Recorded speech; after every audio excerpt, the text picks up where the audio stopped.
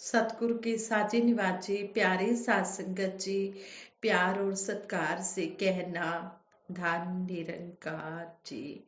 सबसे पहले दासी सतगुरु माता जी, निरंकारी राजपिता जी और सतगुरु निरंकार साध संगत माँ का शुक्राना करती है। और आप जी की कृपा से ही दासी ये विचार आप जी के चरणों में रखने जा रही है। आप जी ये विचार प्रवान करें।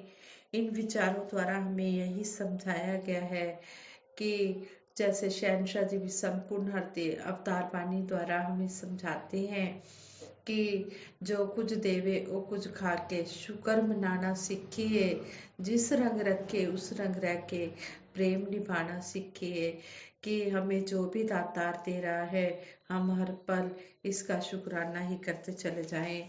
ऐसे ही दासी एक स्टोरी आप जी के चरणों में शेयर करने जा रही है। आप जी परवान करें। कहते हैं Jayapal Sartre Jayapal Sartre France के प्रसिद्ध दार्शनिक थे। यद्यपि उनका जीवन बड़ी ही कठिनाइयों से भरा हुआ था, परंतु उन्हें कभी भी किसी ने उदास नहीं देखा। वे हर पल इस निरंकार का शुक्राना करते हुए अपना ये जीवन व्यतीत करते थे। कहते हैं कि वे हमेशा खुश रहते थे और दूसरों को भी खुश रहने की प्रेरणा देते थे और यही कहते थे, सुख दुख दोनों दाता के हैं। संत सदा ये कहते हैं, इसीलिए तो संत हमेशा सबर शुक्र में रहते हैं। संपूर्ण हरदेव वाणी के शब्द में भी सतगुरु बाबा हरदेव सिंह जी महाराज ने इन लाइनों द्वारा समझाया है और यही हमें संत भी समझाते हैं कि सुख दुख दोनों इस परमपिता परमात्मा के हैं। और जब ये बात संतों को समझ में आ जाती है तो फिर वो सबर सिदक में रहते हैं, हर समय इसका शुक्राना करते हैं। तो ऐसे ही ये भी संत ऐसे ही थे। जियापाल जियापाल फ्रांस के जो प्रसिद्ध दार्शनिक थे, ये भी एक संतों की तरह अपना जीवन व्यतीत करते थे और संत ही थे। कहते हैं कि इनकी एक आंख पहले से ही खराब थी, परंतु इन्हें पढ़ने का बहुत शौक था। डॉक्टरों ने इन्हें सलाह दी कि यह लिखना पढ़ना बंद कर दे, नहीं तो इनकी दूसरी आंख भी खराब हो जाएगी। इसके बावजूद भी, डॉक्टरों के कहने के बाद भी इन्होंने पढ़ना लिखना बंद नहीं किया, तो परेशानी ज्यादा बढ़ गई और परिवार के लोगों को भी उन्होंने इस बात के लिए मना लिया कि वे डेली उन्हें पुस्तकें बुक्स पढ़कर सुनाएंगे। इस प्रकार उन्होंने पढ़ाई की और एमए की परीक्षा पास की। इतना ही नहीं, शाम को अनेक पुस्तकें लिखने में भी अनेक बुक्स लिखने में भी समर्थ हुए, जो उन्होंने दूसरों को बोलकर लिखवाई। इन पुस्तकों में ने करोड़ों लोगों को बेहतर जीवन बिताने की प्रेरणा दी। बुढ़ापे में बुढ़ापे में जियापाल जी की दूसरी आंख भी खराब हो गई। वह एक प्रकार से सूरदास हो गए, फिर भी वह हमेशा खुश रहते थे। लोग उन्हें अपनी कठिनाइयां सुनाते और उनसे मार्गदर्शन पाते थे। इस काम के लिए उन्होंने डेली कुछ समय फिक्स कर दिया था। जो भी अपनी प्रॉब्लम लेकर आते, उसकी प्रॉब्लम को सोल्व करते और सतगुरु निरंकार का हर पल शुक्राना करते कि सच्चे पातशाह, जिस रंग में भी आप रख रहे हो मैं खुश हूँ। इस तरह इन्होंने अपना जीवन बता दिया। कहते हैं कि मानव में असीम शक्ति छिपी रहती है, यदि वह उसको पहचाने और उसका सही प्रयोग करे तो जीवन सफल और आनंदमय और उपयोगी बना सकता है। जैसे इस संत ने बनाया कि सतगुरु के हवाले अपने आप को कर दिया और सतगुरु ने इस प्रकार ऐसे भगत की रक्षा भी की। तो इस स्टोरी से भी हमें यही सीखने को मिला है कि जो भी ये परमपिता परमात्मा कर रहा है, जैसी भी रजा हो तेरी राजी रहे दाता, जोड़ा है तूने जो जुड़ा रहे नाता। जिस रंग में भी सच्चे पातशाह तू हमें रखता है, हम उस रंग में रहते चले जाएं और हमारा जो नाता है अंतिम श्वास तक सतगुरु निरंकार साथ संगत माँ के संग जुड़ा रहे। कहते हैं भक्ति की महिमा बड़ी अपार है, भक्ति की समझ और दुनिया के तमाम सुख सतगुरु की आज्ञा मानकर इनकी सेवा करने से ही मिलते हैं। शहनशाह बाबा अवतार सिंह जी महाराज भक्ति के महत्व को दर्शाते हुए समझाते हुए संपूर्ण अवतार वाणी के माध्यम से सारे जीवों के कल्याण के लिए कहते हैं। जेड़े दांदे खातर बंदा उठ उठ दौड़ा लांदा है, गुरु दी सेवा जे कर करिए आपे बजदा आंदा है। इस संदर्भ में भगवान श्री कृष्ण जी का भी कहना है कि जैसे संपूर्ण नदियों का जल चारों ओर से जल द्वारा परिपूर्ण होकर समुद्र में आकर मिलता है, पर समुद्र अपनी मर्यादा में अचल स्थित रहता है, ऐसे ही संपूर्ण भोग पदार्थ जिस मानव को मिल जाते हैं वही मानव परम शांति को प्राप्त कर लेता है और कभी भी कोई इच्छाओं की कामना नहीं करता है, कभी इच्छाएं नहीं रखता है, बस हर समय इसके दिए हुए पदार्थों का ही शुक्राना करता चला जाता है। रामचरितमानस में माया के आचरण का जिक्र हुआ है। पंपा सर पहुंचकर भगवान श्री राम जी लक्ष्मण जी से कहते हैं कि हे लक्ष्मण, इस सुंदर सरोवर में निर्मल अथाह जल है, लेकिन कमल के पत्तों की आड़ में जल का जल्दी पता नहीं मिलता, जैसे माया के ढके रहने के कारण निर्गुण ब्रह्म नहीं मिलता। इसी तरह फिर आगे समझाया कि उस सरोवर के अथाह अत्यंत जल में सब मछलियां कहते हैं कि उस सरोवर के अथाह अत्यंत जल में सब मछलियां हमेशा एक रस एक समान सुखी रहती हैं, जैसे धर्मशील पुरुषों के सब दिन सुख से बीतते हैं। गुरु के प्रति आदर का भाव भगत के व्यवहार में लगातार होता है। इस संदर्भ में मानस का यह प्रसंग गुरु के प्रति राजा जनक और राजा दशरथ के सत्कार भाव को स्पष्ट करता है। धनुष भंग के बाद राजा जनक जी के दूत राजा दशरथ जी के पास बारात लाने के लिए पत्रिका लाए। उस पत्रिका को लेकर राजा जनक जी गुरु वशिष्ठ जी के पास गए तो उनका वचन था, राजा दशरथ जी ने उठकर वशिष्ठ जी के पास जाकर उन्हें पत्रिका दी और आदर पूर्वक दूतों को बुलाकर सारी कथा गुरु जी को सुना दी। भाव सब समाचार सुनकर और अत्यंत सुख पाकर गुरु जी बोले, पुण्यात्मा पुरुष के लिए पृथ्वी सुखों से छाई हुई है। जैसे नदियां समुद्र में जाती हैं फिर भी समुद्र को नदी की कामना नहीं होती, वैसे ही सुख और संपत्ति बिना बुलाए स्वाभाविक ही संत महात्माओं के पास जाती हैं। ऋषि वशिष्ठ जी आगे कहते हैं, तुम्हारे समान पुण्य आत्मा जगत में ना कोई हुआ है और ना ही कोई होगा।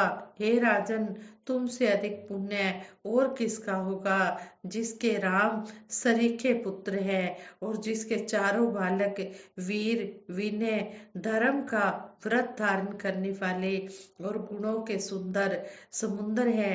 तुम्हारे लिए सभी कालों में कल्याण है, इसलिए डंका बजवाकर बारात सजाओ। गुरु वशिष्ठ जी की आज्ञा और आशीर्वाद लेकर ही राजा जनक हर कदम आगे बढ़ा रहे हैं, इसलिए उनके हर काम में सफलता है, आनंद है।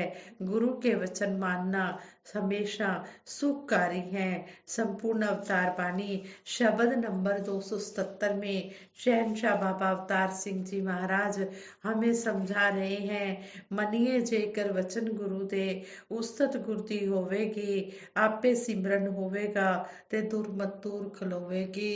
गुरु बचन है ज्ञान गुरु दा, निरंकार है इसका नाम, आप तरे मन के कुल तारे, जम राजा भी करे सलाम।